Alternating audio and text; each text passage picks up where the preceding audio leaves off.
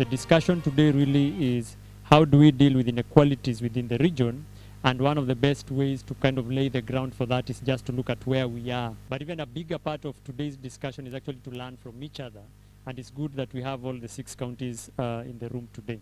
In the conversation about equity, every voice counts. Equity means the quality of being fair, to be just, to be impartial. But what does it mean to be fair? I'll borrow a quote from an author, Rick Riordan, who said that fairness does not mean that everyone gets the same. Fairness means that everyone gets what they need. But how can everyone get what they need if the resources are limited? The resources will never be enough to a point where everyone actually gets what they need.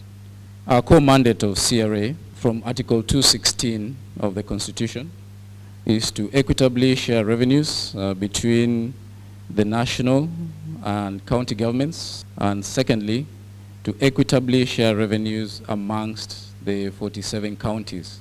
Additionally, and much closer to the conversation that we're going to have today, we are also charged with determining, publishing, and regularly reviewing a policy in which we set out the criteria by which we identify who is marginalized and how the equalization fund is shared.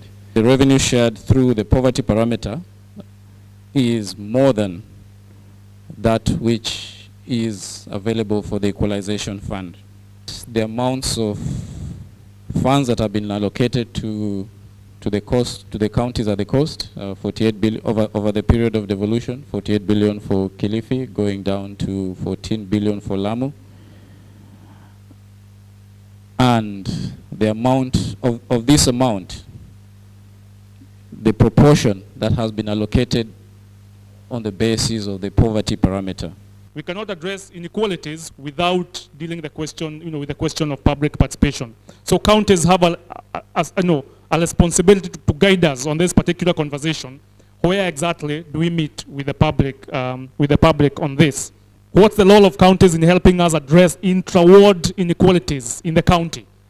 Because CRA will do its part. We'll have the marginalization policy, through the equalization fund, for example, and national government will do its part. What's the role of counties in helping us with the resources we are getting, both conditional grants and and the equitable share? What's the role of the counties in helping us as a country address those intra-county inequalities?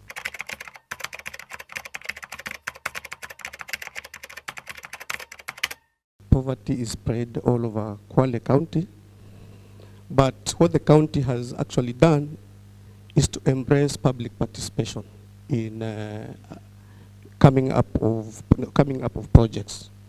The issues that actually contribute to poverty, that are thought to be contributing to poverty, like education. We have a specific program for education as a county, the bursary and scholarship program. That one is spread all over the counties. The allocation currently stands at around 400 million, because we felt that one of the issues that is making Kwale people not probably compete equally to the people of this country was their level of education.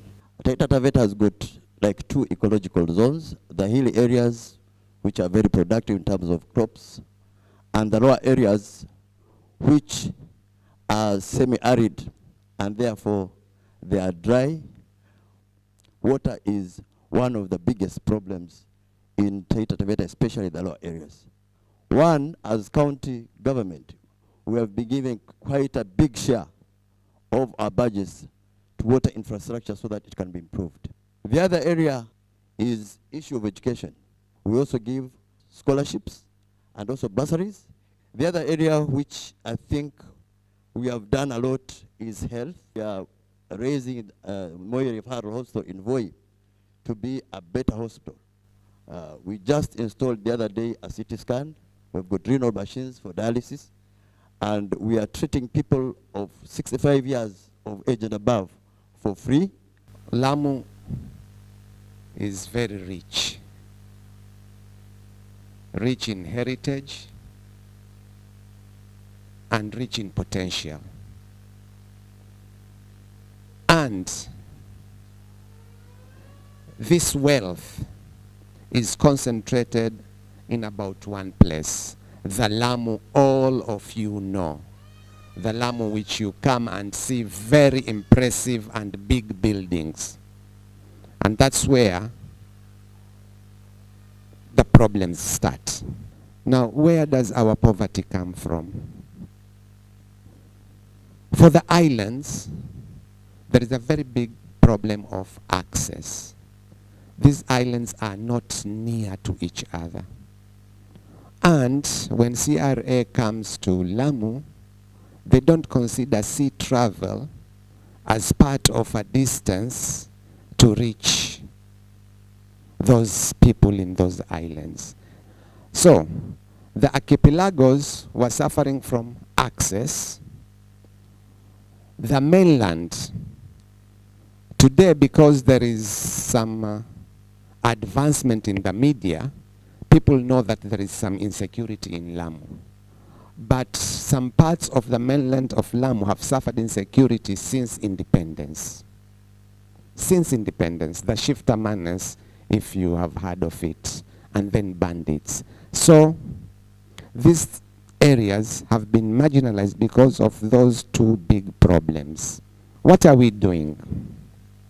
For water, we are now trying to send tapped water to each household in Lamu East. We are starting with Lamu East, where the problem is the biggest and the work needed to solve the problem is small. For health, we are introducing the NHIF scheme. We are incorporating 2,000 families or households into the NHIF schemes, where we will be paying about 6,000 per family per year. And on education, we are slowly increasing the number or the amount of bursary. Last financial year, we had allocated 60 million. This financial year, we have gone to 100, and we hope to go to 150 the next financial year. Problems we are facing in Kisumu County is that Kisumu is a city and a county that has farmers at the same time. The poverty that comes in Kisumu is basically about disorder. And as the population grows, the land becomes smaller. And so everybody wants to become a farmer with 2 acres, 1 acre, half an acre, like that. Another thing is security, because it is a city. Security becomes a problem and makes it makes people fear to invest.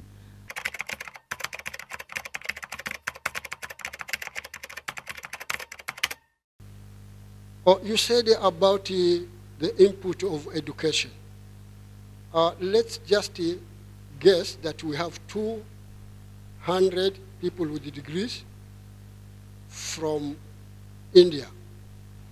Now they are here and they are sitting idle. And we are in the 6th year. There is no factory of which you could think like a mango processing factory and whatever, so that you could absorb these people to those industries.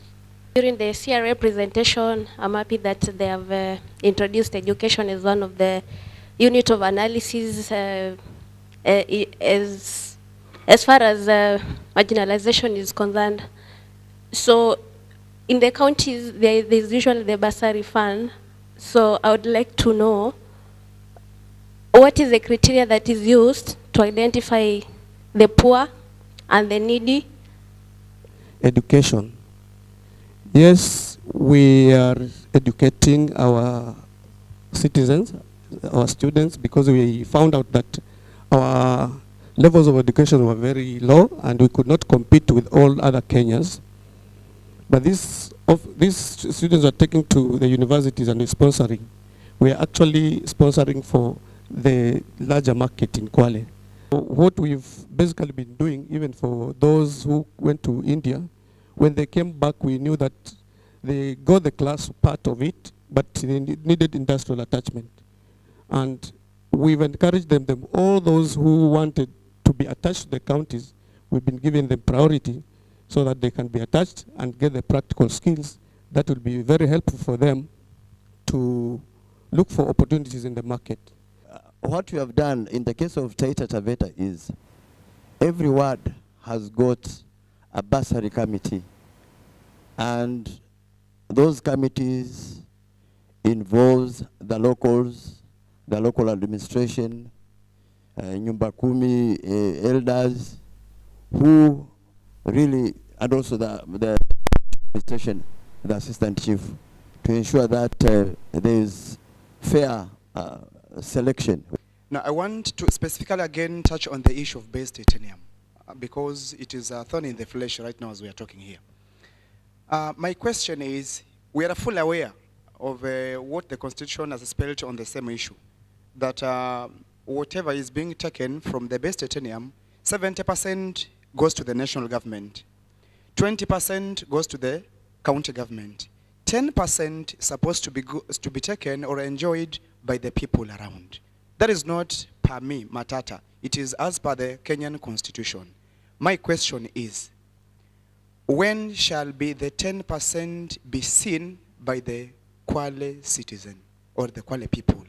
Both the new Mining Act and also even the Wildlife Act. You know, Savo West and Savo East takes about 62% of the land. And this question we have been postering it to with the national government. The truth of the matter is royalties have not started to be paid to the counties. And what we are doing right now, we are preparing a petition to ensure that it has gone to the Senate and the National Assembly and also to the head of state. We've seen counties doing public participation as a formality, as a rubber stamp, so that they are seen to have done public participation. So do these marginalized or the poor areas, do the people understand what they are supposed to propose, or you just come with your document that has projects and you say this is what will be done, and then you expect people to just give their views? And then when we are allocating our finances, for example, at the county level, are we using the formula for revenue allocation that CRA gives out, or we just allocate from nowhere? In the budget making process, you know all budgets come from the CIDP, which is a very important document because there's a lot of public participation before coming up with a CIDP document. And therefore the budgets come from the people. 30% of affirmative action, I want to say in Taita Taveta, we are more than 35, almost 40%.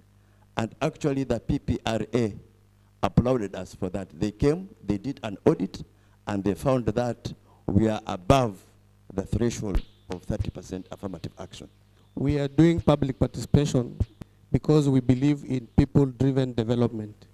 We are not doing public participation just to meet some conditionalities for the budget.